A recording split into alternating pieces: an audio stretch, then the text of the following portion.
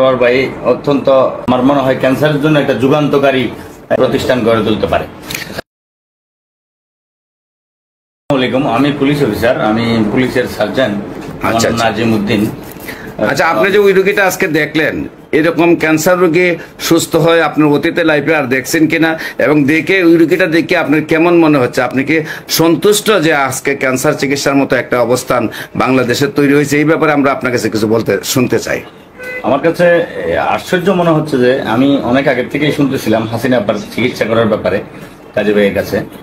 তো আজকে সরাসরি এসে দেখলাম সরোয়ার ভাই অত্যন্ত বাংলাদেশের আমার মনে হয় ক্যান্সারের জন্য একটা যুগান্তকারী একটা প্রতিষ্ঠান গড়ে তুলতে পারে।